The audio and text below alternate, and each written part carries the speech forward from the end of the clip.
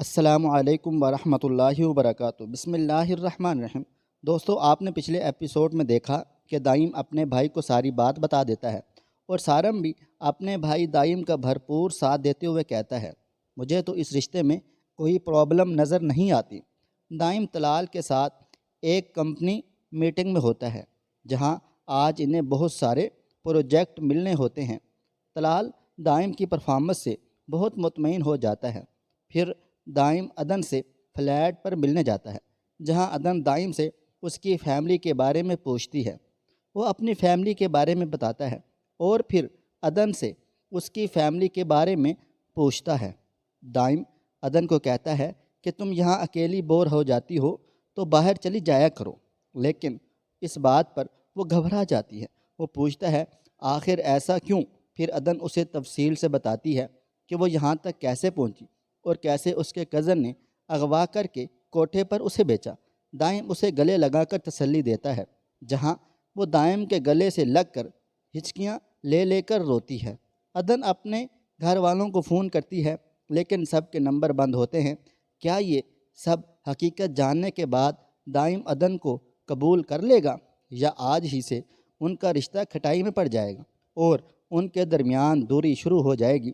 یہ بتائیں گے آج کے اس ایپیسوڈ میں۔ اگر آپ نے ابھی تک میرا چینل سبسکرائب نہیں کیا ہوا تو ابھی سبسکرائب کر لیں، ساتھ میں بیل نوٹیفیکیشن کو آن کر کے آل پر کلک کر دیں تاکہ آنے والے تمام ایپیسوڈ آپ تک بر وقت پہنچتے رہیں۔ تو چلیں شروع کرتے ہیں۔ طوائف عشق کی پہلی منزل، قسط نمبر 8۔ اگر میں دوبارہ باہر گئی، پھر سے کوئی نہ کوئی شکاری جال پھیلائے بیٹھا ہوگا۔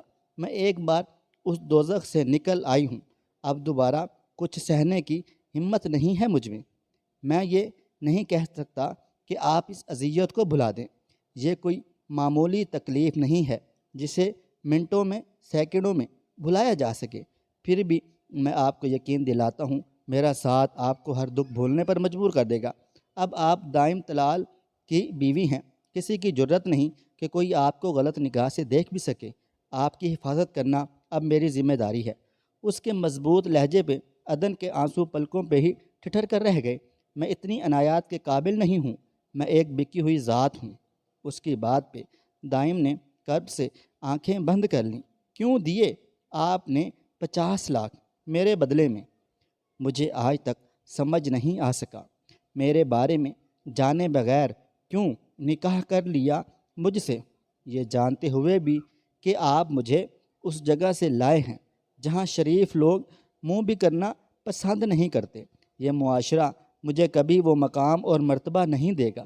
پھر کیوں کیا آپ نے یہ سب؟ 50 لاکھ مجھے آپ سے زیادہ عزیز نہیں تھے؟ میں خود نہیں جانتا کیوں کیا میں نے یہ سب، کیوں مجھ سے آپ کی تکلیف برداشت نہیں ہوئی۔ وہ سب ایک بے اختیاری کی کیفیت تھی۔ ہمارا ملنا اسی طرح طے تھا اور مجھے کوئی فرق نہیں پڑتا کہ لوگ کیا کہیں گے، کیونکہ میں اس حقیقت کو تسلیم کر چکا ہوں کہ عدن دائم ہے، دائم طلال کی بیوی ہے۔ آپ کا حوالہ اب میں ہوں۔ معاشرے میں آپ کو ایک مقام دلانا اب میرا کام ہے۔ مجھے آپ پر اور آپ کی پارسائی پر پورا یقین ہے۔ اس حقیقت کے علاوہ کوئی کچھ بھی کہے وہ سب میرے لیے بے معنی ہے۔ وہ کہہ رہا تھا وہ نہیں جانتا اس نے یہ سب کیوں کیا، مگر عدن جانتی تھی یہ اس کی دعائیں ہی تھیں جن کی بدولت اللہ تعالیٰ نے اس کے دل میں رحم ڈالا تھا۔ یہ کیسے ہو سکتا تھا کہ وہ ساری رات گڑ گڑا کر اللہ سے کچھ مانگتی اور وہ اسے بے آسرا چھوڑ دیتا؟ وعدہ کریں میرے سے آئندہ آپ اپنے لیے ایسا کوئی لفظ استعمال نہیں کریں گی جو آپ کے ساتھ ساتھ مجھے بھی تکلیف دے۔ وہ دھندلائی آنکھوں سے اپنے سامنے پھیلے اس کے ہاتھ کو دیکھ رہی تھی۔ وہ کبھی بھی اس شخص کے ہاتھوں کو نہیں جھٹک سکتی تھی جس نے بھرے مجمع میں اس کے سر پہ چادر ڈالی تھی، جو وحشیوں کے چنگل سے اسے باحفاظت نکال لایا تھا۔ اس نے آہستگی سے اپنا ہاتھ اس کے ہاتھ پہ رکھ دیا۔ دائم نے اس کی پلکوں پہ ٹھہرے آنسو صاف کیے۔ اپنے پیرنٹس کا ایڈریس دینا مجھے، میں وہاں کی صورتحال پتہ کروا لوں گا۔ آپ وہاں جائیں گے؟ میں بھی آپ کے ساتھ چلوں گی۔ مجھے لے کر جائیں گے نا آپ؟ پہلے مجھے وہاں کی صورتحال پتہ کروانے دیں اس کے بعد اگر پاسبل ہوا تو ضرور جائیں گے۔ اس کی بات پہ عدن نے سر ہلایا۔ چلیں اب آرام سے سو جائیں، رات بہت ہو گئی ہے، صبح مجھے آفس بھی جانا ہے، ورنہ پھر سے ڈیڈی کی ڈانٹ سننی پڑے گی۔ آپ کر لیں اپنا کام، میں یہیں پر ٹھیک ہوں۔ اس کی بات پہ وہ ہلکا سا مسکرایا۔ اس تکلف کی ضرورت نہیں ہے، اپنی جگہ پہ جا کے لیٹیں، وہاں بیٹھ کر بھی میں اپنا ورک سکون سے کر سکتا ہوں۔ وہ اس کے سر پہ ہلکی سی چپت لگاتا ہوا اٹھ کھڑا ہوا۔ کچھ دیر بعد وہ پرسکون سی ہو کر سو گئی۔ اغوا ہونے کے بعد سے لے کر اب تک پہلی بار اس کے چہرے پہ اس قدر اطمینان تھا۔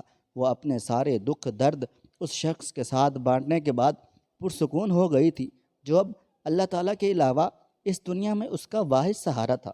دائم نے ایک نظر اس کے مطمئن سے چہرے پہ ڈالی۔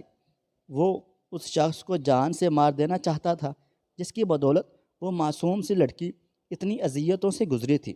معاشرے کے ان چند ناصروں کی وجہ سے کب تک ہوا کی بیٹیاں ذلیل ہوتی رہیں گی؟ صرف ان لوگوں کی وجہ سے کتنی ہی بیٹیاں باپ کی چوکھٹ پہ ساری عمر گزار دیتی ہیں۔ آخر کب تک بنت ہوا انسانیت سوز ظلم سہتی رہیں گی؟ اس نے شہادت کی انگلی سے اس کے ماتھے پہ آئے بالوں کو پیچھے کر دیا، پھر گہری سانس بھر کے بمشکل ہر چیز ذہن سے جھٹک کر ساری توجہ لیپ ٹاپ پہ مبذول کر لی۔ صبح جب اس کی آنکھ کھلی تو عدن موجود نہ تھی۔ کسی احساس کے تحت اس نے گردن موڑ کر دیکھا تو وہ رب کے حضور سر جھکائے کھڑی تھی۔ ابھی آسمان سے ستارے مکمل طور پہ غائب نہیں ہوئے تھے، پھپٹنے میں کچھ وقت باقی تھا۔ ہر شے سے غافل اور مکمل توجہ کے ساتھ وہ اس وقت رکوع میں تھی۔ بے چینی سے بلینکٹ ہٹاتا وہ اٹھ بیٹھا۔ سجدے میں جاتے ہوئے کتنا سکون تھا اس کے چہرے پہ۔ وہ خاموشی سے اسے دیکھے جا رہا تھا۔ شہادت کی انگلی کچھ سیکنڈ کے لیے اٹھ کر دوبارہ جھک گئی۔ سلام پھیرنے کے بعد بند آنکھوں کے ساتھ دعا کے لیے اٹھتے ہاتھ دیکھ کر دائم کے اندر گھٹن مزید بڑھ گئی تھی۔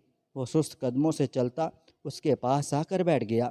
اس نے جیسے ہی دعائیا انداز میں ہاتھ منہ پہ پھیرے، دائم نے بغیر کچھ کہے اس کے ہاتھ پکڑ کر واپس دعا کے انداز میں پھیلا دیے۔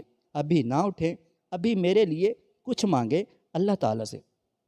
کیا سکون نہیں ہے میرے پاس، اسے کہیں بھی مجھے سکون دے دیں۔ دنیا کی ہر آسائش ہوتے ہوئے بھی میں اس نعمت سے محروم ہوں۔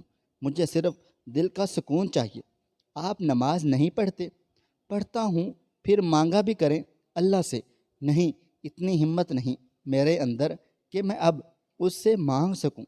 مجھے شرم آتی ہے، اس کے سامنے جاتے ہوئے بھی مانگنے کی جرت نہیں ہے میرے میں۔ کیسے مانگوں اس سے؟ اتنے گناہ کیے ہیں میں نے، اور گناہ بھی وہ جن کی شاید معافی ہی نہ ہو۔ زندگی کے 25 سال غفلت میں گزارنے کے بعد کیسے ایک دم سے کہہ دوں کہ مجھے معاف کر دے؟ میرے بارے میں تو آپ صرف اس چیز سے اندازہ لگا سکتی ہیں کہ اس رات کوٹھے پہ موجود تھا۔ میں تو اس معجزے پہ حیران ہوں، آپ میری زندگی میں کیسے آ گئی ہیں؟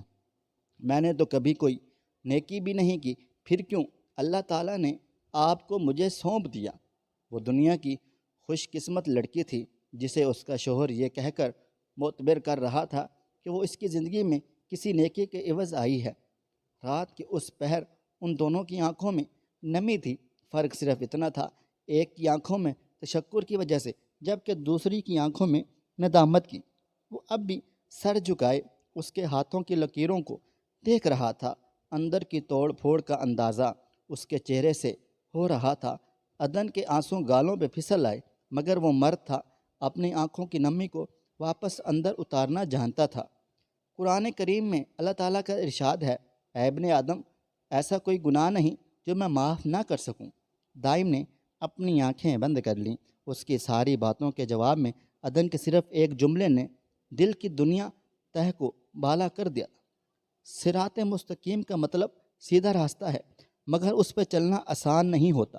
قدم قدم پہ مشکلات آتی ہیں، ہمارا نفس قابو میں نہیں رہتا، لیکن ہر مشکل کے ساتھ آسانی بھی ہے۔ گناہوں کو چھوڑ دینے کا تہیہ تو سب ہی کر لیتے ہیں، مگر یہ بڑی بات نہیں۔ بڑی بات تو یہ ہے کہ تہیہ کرنے کے بعد اسے پورا بھی کیا جائے۔ جو گرہ لگی ہوئی ہے اسے آپ نے خود کھولنا ہے۔ اللہ اور بندے کا تعلق ایسا ہے کہ اس میں کوئی تیسرا خلل ڈالنے کی جرت بھی نہیں کر سکتا۔ اذان ہو چکی تھی، وہ ساکت بیٹھا اس کو دیکھ رہا تھا جس کی آنکھوں سے آنسو مسلسل بہہ جا رہے تھے۔ وہ وضو کر کے واپس اس جگہ پہ آ کھڑا ہوا۔ عدن اسے نیت مانتے دیکھ کر کمرے سے باہر چلی گئی تھی۔ رات کی اس کی تاریکی میں وہ سجدے میں جھکا رب کی بڑائی بیان کر رہا تھا۔ نماز کے بعد اس نے دونوں ہاتھ جوڑ کے دعا کے انداز میں پھیلا کر آنکھیں بند کر لیں، اس رب کے سامنے جو خود بندے کو پکارتا ہے کہ کوئی مانگنے والا ہے تو میں اسے عطا کروں۔ آنکھیں بند کرتے ہی معافی کا لفظ زبان پہ آنے سے پہلے ہی پچھلی زندگی کسی فلم کی طرح ذہن کی اسکرین پہ چلنے لگ گئی۔ کلبز، بارز، غلط دوستیاں، شراب کی ٹوٹی ہوئی خالی بوتلیں، new year nights parties, dance floor پہ تھر تھرپتے کپلز، کلبز کی اوپری منزل کے بند کمرے اور بند دروازوں کے پیچھے ہوتے گناہ۔ اس نے گھبرا کر آنکھیں کھول دیں۔ کلب میں شاید ہی کوئی ایسا انسان ہو جو دائم طلال کو نہ جانتا ہو۔ بارز میں اسے ہمیشہ چیف گیسٹ کی سی حیثیت ملتی تھی۔ کتنی ہی لڑکیوں سے اس کی وہاں پہ دوستی تھی، کتنی بار حرام مشروب اس سے کے حلق سے نیچے اترا تھا، ہاتھ واپس پہلو میں گر گئے۔ نہیں، اس میں اتنی ہمت نہیں تھی کہ وہ ان گناہوں کی معافی مانگ سکتا جنہیں سوچتے ہوئے بھی شرم آ رہی تھی۔ وہ وہاں سے اٹھنا چاہتا تھا مگر کوئی انجانی قوت اسے وہاں سے ہلنے بھی نہیں دے رہی تھی۔ اے ابن آدم، ایسا کوئی گناہ نہیں جو میں معاف نہ کر سکوں۔ اس آیت نے پھر سے حوصلہ پیدا کیا۔ اس نے ہر خیال ذہن سے جھٹک کر دوبارہ ہاتھ اٹھا لیے۔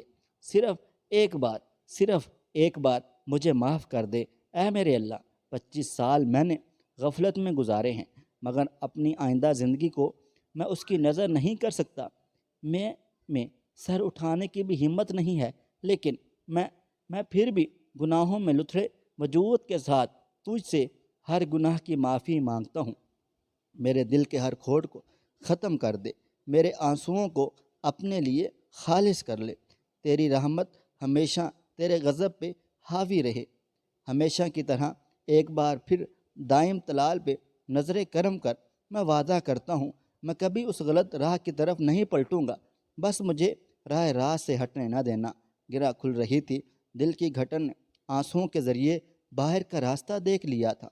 رات کی اس پر نور تاریکی میں ایک وعدہ تھا جو اس نے 400 پھیلی خاموشی کو گواہ بنا کے اللہ تعالیٰ سے کیا تھا۔ اب ساری زندگی اسے اس وعدے کو نبھانا تھا۔ جس دن سے وہ اس روش سے ہٹا تھا، دل کی بے چینی بڑھ سی گئی تھی۔ گناہوں کی لذت بار بار خود تک آنے پہ مجبور کرتی ہے، مگر اب اس وقت اس کے چہرے پہ پھیلا اطمینان اس بات کا گواہ تھا کہ دل کا زنگ اترنا شروع ہو چکا ہے۔ کچھ دیر بعد عدن اسے ناشتے کے لیے بلانے آئی تو وہ ڈریسنگ ٹیبل کے سامنے بالکل تیار کھڑا خود پہ پرفیوم سپرے کر رہا تھا۔ اسے ناشتے کا کہہ کر وہ ٹیبل پہ برتن سیٹ کرنے لگ گئی۔ میں خود لے لوں گا، آپ بیٹھ کر ناشتہ کر لیں۔ ان سب کی عادت نہیں ہے مجھے، اگر میں بگڑ گیا تو مسئلہ آپ ہی کو ہوگا آگے جا کے۔ عدن جو ناشتے کی ایک ایک چیز اس کے سامنے رکھ رہی تھی، اس کے برجستہ کہنے پہ پریشان سی ہوگی۔ آپ آج پتہ کروائیں گے نا میرے گھر والوں کے بارے میں نے ابھی ٹرائی کیا ہے، نمبر پھر بھی بن جا رہا ہے۔ آپ پریشان مت ہوں، میں جیسے ہی تھوڑا سا فری ہوا فوراً پتہ کروا لوں گا۔ ہو سکتا ہے انہوں نے نمبر چینج کر لیا ہو۔ نہیں تو نمبر کیوں چینج کرنا ہے انہوں نے؟ اگر ہوا بھی چینج تو کوئی ایک تو فون اٹھائے نا۔ بابا اور عبداللہ دونوں کا ہی نہیں مل رہا۔ اس کے لہجے میں اداسی اتر آئی تھی۔ وہ اس چیز کو ماننے کو تیار ہی نہیں تھی، مگر دائم جانتا تھا اس کی گمشدگی کی خبر ملتے ہی نہ جانے کتنی اور کیسی کیسی فونز کال آئی ہوں گی جو انہیں مجبور ہو کر نمبر ہی بند کرنا پڑا۔ مگر یہ بات کہہ کر وہ اسے پریشان نہیں کرنا چاہتا تھا۔ پریشان ہونے کی ضرورت نہیں ہے، 2-4 دنوں میں ہی پتہ چل جائے گا۔ اوکے، اب میں چلتا ہوں، ٹائم ہونے والا ہے آفس کا، ٹیک کیئر۔ وہ رسٹ واچ باندھتا ہوا اٹھ کھڑا ہوا۔ آپ آج آئیں گے نا؟ موبائل چیک کرتے ہوئے دائم کے ہاتھ لمحہ بھر کو رک گئے۔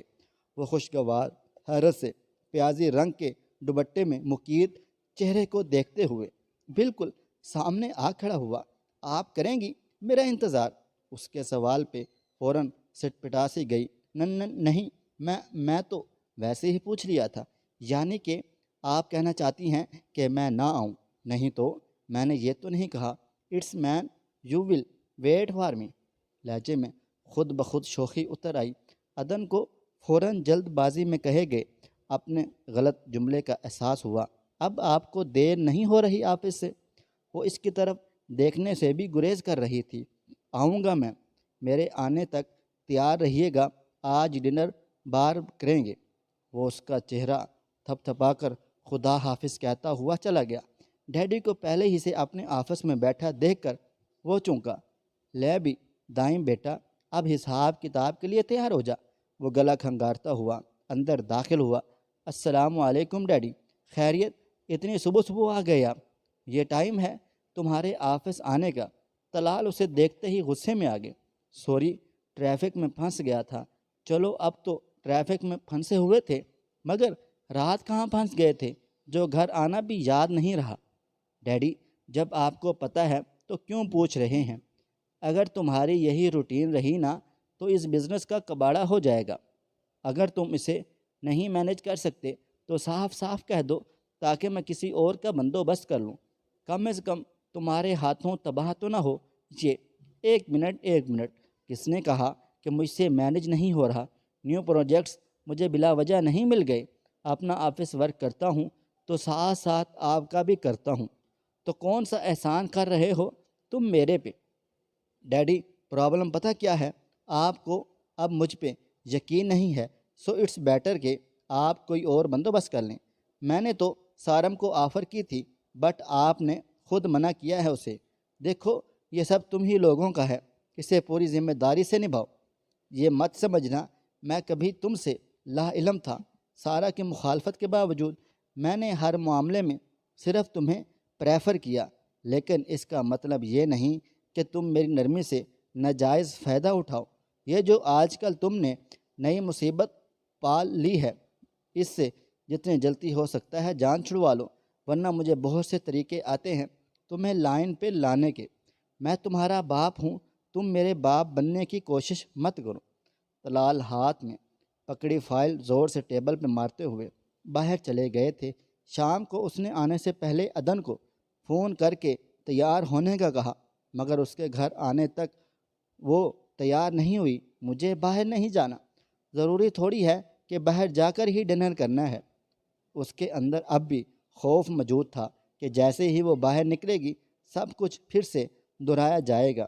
ضروری ہے، بہت ضروری ہے، خاص طور پر آپ کے اس ڈر کو ختم کرنے کے لیے۔ اور اگر پھر کوئی ہوا تو میں کس کے لیے ہوں، کس لیے ہوں؟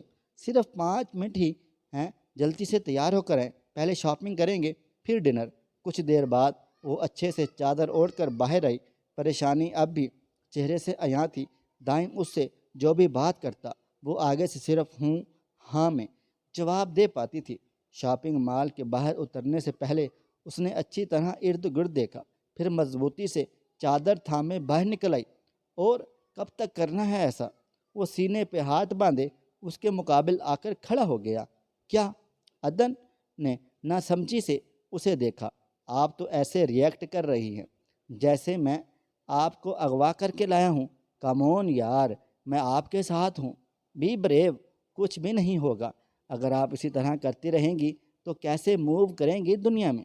یہاں پہ کوئی اتنا فارغ نہیں ہے کہ ہم پہ چیک اپ رکھتا پھرے۔ جب میں آپ کے ساتھ ہوں تو کسی سے ڈرنے یا گھبرانے کی ضرورت بالکل بھی نہیں ہے۔ اوکے چلیں، آئیں پہلے شاپنگ کرتے ہیں پھر ڈنر کریں گے۔ وہ اس کا ہاتھ تھامتا ہوا اندر کی جانب بڑھا۔ شاپنگ کرتے ہوئے بھی وہ جس چیز میں بھی اس کی چوائس پوچھتا، عدن صرف سر ہلانے پہ اکتفا کر لیتی تھی۔ یہ ساری چیزیں میں نے یوز نہیں کرنی، نہ ہی یہ ساڑی میں نے باندھنی ہے، اس لیے جو لینا ہے وہ خود لیں، اب میں بالکل نہیں بولوں گا۔ دائم کے کہنے پہ ساڑی کو دیکھتے ہوئے بے ساختہ مسکراہٹ اس کے چہرے پہ آ گئی۔ بالآخر اس کی بجائے وہ خود چیزیں پسند کرنے لگ گئی۔ اس کو مسکراتے دیکھ کر دائم نے سکون کا سانس لیا۔ وہ اس لیے اسے بھیڑ والی جگہ پہ لایا تھا تاکہ نئے چہرے دیکھ کر اس میں موجود وہ ڈر اور خوف کسی طرح ختم ہو جائے جو کل رات اس کے چہرے پہ موجود تھا۔ جب 2 گھنٹے بعد وہ شاپنگ سے فارغ ہوئے تو وہ اپنے پیچھے دائم کے نام کی پکار پڑتے ہی ان دونوں نے بے ساختہ پیچھے مڑ کر دیکھا، مگر عدن کو دیکھتے ہی سامنے آتا وجود ٹھٹک کر اپنی جگہ پہ رک گیا۔ Hi Asad, how are you? I am fine, تم کیسے ہو؟ اس کی نظریں اب بھی عدن پہ تھیں جس نے چادر کا پلو چہرے پر سے مزید آگے کر لیا۔ یہ اس نے جانتے ہوئے بھی عدن کا تعارف ضروری سمجھا، مگر دائم کے منہ سے نکلنے والے الفاظ سن کر وہ ساکت ہو گیا۔ شی از مائی وائف اینڈ عدن، یہ سیاست میں ڈیڈی کے روایتی حریف کا بیٹا ہے، اسد لغاری، اور میرا فیلو بھی ہے۔ کیا تمہاری وائف؟ تم نے شادی کروا لی اور بتایا بھی نہیں؟ کیوں؟ تم نے میرے کیا لگتے تھے جو میں اسپیشل تمہیں انوائٹ کرتا اور بتاتا کہ میری شادی ہو رہی ہے؟ وہ اسد کی فطرت سے اچھی طرح واقف تھا، اس لیے لہجے میں خود بخود تلخی اتر آئی۔ چلو دوست نہ صحیح دشمن ہی صحیح، ایک بار منہ میٹھا کروانے کا حق تو بنتا تھا نا۔ اس کی نظریں اب بھی چادر لپیٹے اس لڑکی پہ تھیں جسے وہ پہلی نظر میں ہی پہچان گیا تھا۔ اچھا یار، تم نے تو نہیں کروایا، میں خود ہی مٹھائی لے کر انکل کو مبارکباد دینے آ جاؤں گا۔ میرے خیال میں تم مبارکباد کی بجائے اپنے ڈیڈی کے ساتھ الیکشن پہ توجہ دو تو زیادہ بہتر ہے۔ Okay bye. وہ اسے وہیں چھوڑ کر عدن کے ساتھ باتیں کرتا مال سے باہر نکل گیا، یہ جانے بغیر کہ کوٹھے پہ اس رات تماشائیوں کی قطار میں اسد لغاری بھی موجود تھا۔ ایکسکیوز می، کیا آپ دائم طلال ہیں؟ ڈنر کرتے ہوئے اپنے بالکل کان کے ساتھ ابھرنے والی آواز پر وہ چونک کر پلٹا۔